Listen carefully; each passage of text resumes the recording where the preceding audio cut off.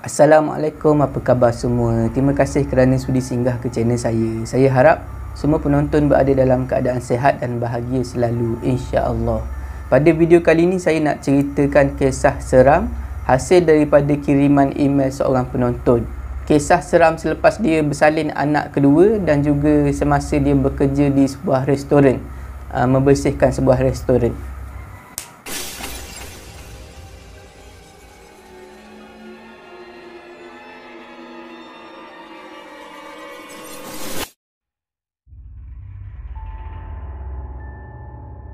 Kisah ni datangnya daripada kiriman email seorang penonton. Saya akan gunakan nama samaran Emma untuk memudahkan penceritaan. Emma ni orang Malaysia dan dia berkahwin dengan orang Australia. Suami Emma ni orang Australia. Lepas kahwin, Emma ikut suami dia pergi ke Australia. Dah lama lah Emma tinggal kat sana, dah 34 tahun. Kisah ni berlaku selepas Emma selamat melahirkan anak dia yang nombor 2 di Australia.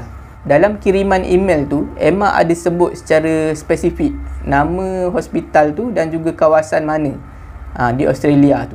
Tapi Emma minta supaya saya rahsiakan nama-nama hospital dan juga tempat tu.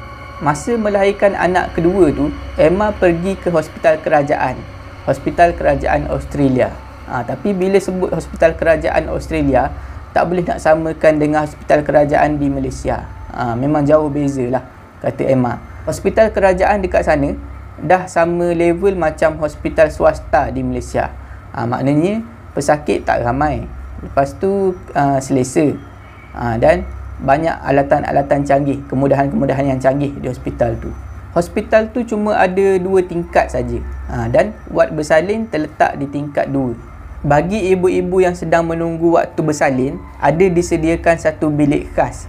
Dalam bilik tu, nurse akan selalu keluar masuk untuk periksa keadaan ibu sama ada dah sedia untuk dibawa ke dewan bersalin ataupun belum. Bila dah sampai waktu untuk ibu tu bersalin, barulah ibu tu akan ditolak masuk ke dalam dewan bersalin. Dan si suami akan dipanggil untuk masuk ke dalam. Jadi dipendekkan cerita, Emma pun selamatlah bersalin secara normal. Lepas dah selamat bersalin tu, Emma ditempatkan di wad bersalin di tingkat 2 hospital tu. Dalam wad bersalin tu ada beberapa buah bilik yang besar. Setiap bilik besar tu ada 4 katil. Pada hari pertama Emma tinggal dekat situ, dekat bilik besar tu yang ada 4 katil tu, cuma ada 2 orang saja ibu pada masa tu, ibu yang baru lepas bersalin. Emma dan juga seorang lagi duduk di katil bertentangan dengan Emma, dekat depan Emma lah. Emma berasa lega lah sebab tak adalah dia seorang-seorang dekat dalam bilik tu pada hari tu. Tak lama lepas tu datanglah pakar ginekologi ni untuk cek kesihatan Emma dan juga bayi Emma yang baru dilahirkan. Dan kedua-duanya sihat lah. Lepas tu pihak hospital uruskan pula soal CJ lahir anak Emma yang nombor 2 ni.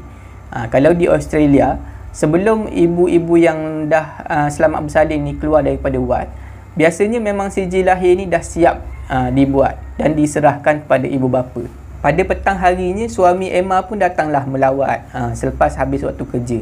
Rumah Emma dengan hospital tu dekat saja, lebih kurang 10 minit. Keesokan harinya, ibu yang duduk sebilik dengan Emma tu, yang duduk di depan katil Emma tu, dah keluar daripada wad. Masa tu Emma dah cemas lah. Dia fikir, jangan-jangan aku seorang-seorang aja hari ni. Tapi tak lama lepas tu datanglah seorang lagi ibu yang baru lepas bersalin. Duduk di katil tu, katil orang yang baru keluar tu, di hadapan Emma. Jadi Emma sekali lagi rasa lega. Ada juga orang yang teman dia. Bersama dengan orang ibu yang baru masuk tu, baru lahirkan anak tu, ada seorang nurse Cina. Nurse Cina tu asyik pandang ke arah Emma. Lepas tu nurse Cina tu datang dekat Emma dan bersembang dengan Emma.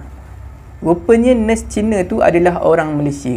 Dia pandang dekat Emma sebab jarang nampak orang Melayu ada di Australia. Jadi dia pun ambil kesempatan, dia pergi bertanya Emma lah, bersembang dengan Emma. Emma pun orang Malaysia, jadi dia orang bersembang lah, seronok lah. Emma pun jadi macam tak sangka lah kan, boleh jumpa dengan orang asal Malaysia di situ, di hospital tu. Masa dia orang bersembang tu, nurse Cina ni adalah tanya Emma, kalau dah keluar daripada wad ni, di rumah nanti siapa yang jaga? Lepas tu Emma bagi tahulah, tak ada siapa pun jaga, kena jaga diri sendiri je lah.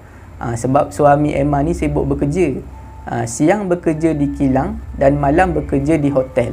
Jadi masa ada di rumah tu singkat sangat, tak sempatlah nak jaga Emma. Anak sulung Emma pula tinggal dengan mertua dia. Rumah mertua dia dengan rumah Emma ni jauh. Jadi susahlah kalau mertua dia nak datang. Jadi memang tak ada siapa-siapa yang boleh jaga Emma. Keluarga Emma pula, keluarga kandung Emma pula ada di Malaysia. Jadi terpaksalah Emma ni jaga diri sendiri bila balik nanti. Bila nurse Cina tu dengar Emma cerita macam tu, beritahu macam tu, dia rasa kesian dekat Emma. Lepas tu nurse tu bagi tahulah Emma, stay je lah dekat sini, sambung lagi 4 ke 5 hari dekat ward ni. Lagipun dekat ward bersalin tu semuanya dijaga dengan rapi. Bayi-bayi yang ada dalam ward tu semuanya dimandikan setiap hari dan juga ada makanan halal untuk orang Islam. Emma pun bersetuju dengan pendapat nurse Cina tu. Dia bercadang nak duduk dekat situ, dekat ward tu sampai hari ke-5. Biasanya kalau ibu-ibu yang bersalin normal macam Emma ni, hari kedua ataupun hari ketiga dah boleh keluar. Jadi sampailah pada waktu malam. Malam kedua Emma tinggal di bilik ward tu. Ada 2 orang, Emma dan juga ibu seorang lagi. Ibu yang seorang lagi yang duduk di katil depan Emma tu dah tidur. Tirai dia langsir panjang tirai tu ditutup habis keliling katil. Emma pun sama, Emma tutup tirai tu sampai habis. Emma pun nak tidur lah pada masa tu. Baby Emma pula lepas menyusu terus saja tidur. Bila baby Emma ni dah tidur, Emma pun nak tidur sekali lah. Tiba-tiba pada masa tu, masa Emma cuba nak tidur tu, Emma terdengar bunyi seolah-olah macam ada orang berlari daripada tingkat atas. Bising lah, kesana kemari bunyi orang berlari. Jadi Emma ni macam terganggu jugalah nak tidur. Dia pun terfikirlah, siapa pula lah berlari dekat hospital ni malam-malam tingkat atas ni. Tapi disebabkan Emma ni penat, akhirnya dia tertidur juga. Keesokan harinya Emma pun bertanyalah dekat salah seorang staff yang bekerja dekat ward tu. Semalam ada orang buat kerja ke dekat tingkat atas? Bising lah, dia komplain lah. Lepas tu staff tu bagi tahu Emma, dekat atas ni tak ada apa-apa, ada bumbung aja. Hospital ni dua tingkat aja. Masa tu barulah Emma ni teringat, ya tak ya, hospital ni 2 tingkat aja. Dekat atas tu memang dah tak ada apa-apa, ada bumbung saja. Takkanlah ada orang berlari atas bumbung pula malam-malam kan. Masa tu Emma dah rasa takut. Disebabkan dia rasa takut tu, Emma call suami dia bagi tahu nak balik hari tu juga. Tapi suami Emma ni minta tolong dengan Emma untuk stay di ward tu dalam masa sehari ataupun 2 hari lagi. Sebab dia masih ada banyak kerja lagi yang belum selesai. Jadi bila Emma dengar macam tu, dia macam kesian lah dekat suami dia. Dia terpaksa tahan jugalah gangguan-gangguan tu dan terpaksa lagi tinggal di ward tu buat masa sehari ataupun 2 hari lagi. Pada hari keempat, ibu yang duduk di depan katil Emma tu dah keluar daripada ward. Jadi tinggallah Emma ni seorang-seorang dalam bilik ward tu. Pada malam harinya, Emma ni jadi susah nak tidur. Kejap-kejap dia pergi jenguk baby dia yang ada dekat tempat tidur baby tu lah, sebelah katil. Kejap-kejap dia jenguk, dia tengok anak dia. Tapi bila hari dah lewat, Emma ni cuba lelapkan mata, cuba untuk tidur lah. Pada masa tu lah, Emma ni terasa perut dia ni dipegang oleh satu tangan yang sejuk. Emma terperanjat lah. Emma terperanjat dan buka mata. Bila Emma buka mata, dekat sebelah katil dia ada satu lembaga yang kurus dan tinggi sedang berdiri di sebelah katil. Sambil tangan lembaga tu memegang perut Emma. Kata Emma, lembaga tu memang bukan manusia. Sebab badan dia seolah-olah macam tak ada isi. Macam rangka saja. Dan lembaga tu memakai baju berwarna gelap, labuh sampai ke lantai. Rambut lembaga tu panjang. Dan dekat tangan lembaga tu yang pegang perut Emma tu, jari-jari dia runcing dan panjang. Panjang luar biasa lah. Memang bukan manusia lah kalau jari panjang macam tu. Dan apa yang pelik lagi, katanya Emma, jari-jari lembaga tu seolah-olah macam tak ada tulang. Bila Emma nampak aja lembaga tu, Emma ni terus nak menjerit lah. Belum sempat Emma ni menjerit, tangan lembaga tadi yang ada dekat perut Emma berpindah pula dekat leher dia. Lembaga tu cekik Emma sampai Emma ni tak boleh keluarkan suara. Emma cuba melawan, cuba nak baca ayat-ayat suci Al-Quran, tapi tak boleh nak keluar. Suara dia tersekat. Emma kuatkan semangat dan akhirnya dia berjaya menyebut, A'udzubillahi minasyaitonirrajim. Bila Emma sebut aja perkataan tu, lembaga tu serta-merta hilang, lenyap daripada pandangan. Malam tu memang Emma langsung tak boleh tidur. Emma ambil remote TV dan pasang TV. Dia nak bagi macam bilik tu tak terlalu sunyi lah, dia takut. Lepas tu dia pergi jenguk baby dia yang ada di sebelah katil Emma. Dalam bekas tidur baby tu lah. Baby dia okey lah, tidur lena, tak ada apa-apa.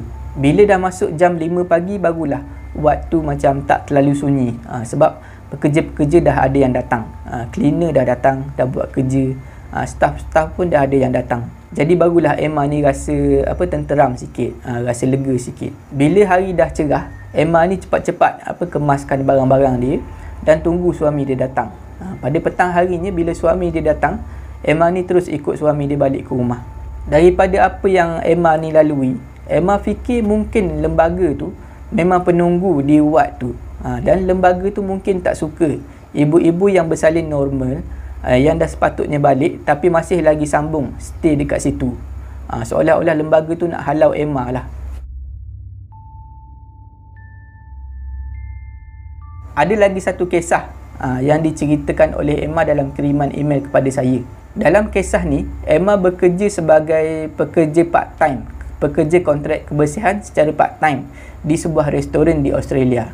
Emma mula bekerja pada jam 5 pagi bersama dengan seorang kawan sekerja dia lah.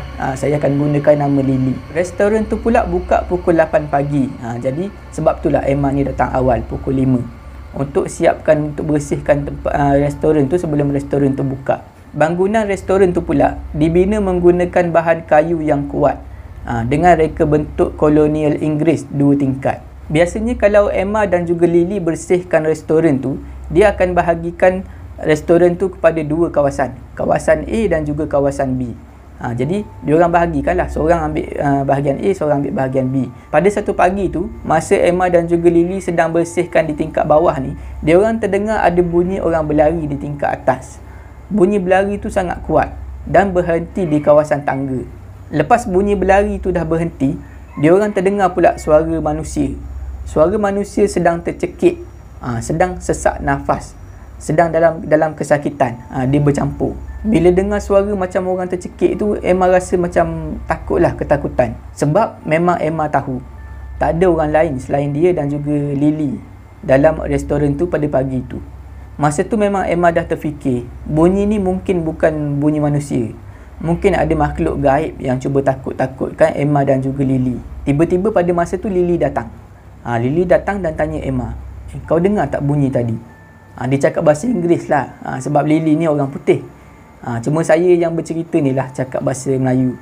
Lepas tu, masa tu Lily cuma gelengkan kepala. Konon-konon macam dia tak dengar lah, sebab dia tak nak menegur. Dia tak nak bercakap apa-apa pada masa tu. Lily pula dengan selambanya pergi ke arah tangga, ke arah datangnya bunyi tu tadi. Lepas tu dia tanya, hello, ada siapa-siapa kat sana? Dia tanya macam tu. Lepas tu tak ada orang jawab tu, dia naik ke atas. Dekat tingkat atas ada 4 biji bilik.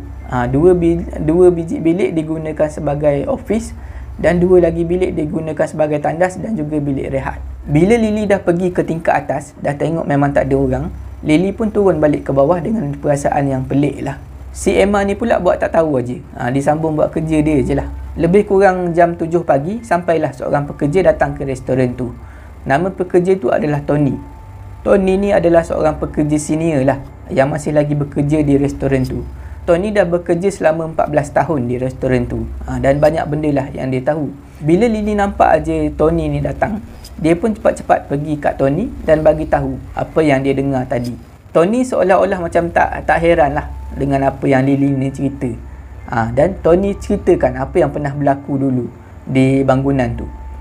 80 tahun yang lalu, pernah ada seorang lelaki membunuh diri di kawasan tangga kat tingkat atas dengan cara menggantung diri. Dan perkara yang sama berlaku 10 tahun yang lepas. Kalau yang peristiwa 80 tahun lepas tu, Tony macam tak tahu sangat apa punca orang tu bunuh diri, macam mana jalan cerita dia. Tapi kalau yang 10 tahun lepas ni, Tony tahu apa yang dah jadi. Katanya Tony, 10 tahun lepas ada seorang pekerja lelaki yang muda lah, umur sekitar 20-an.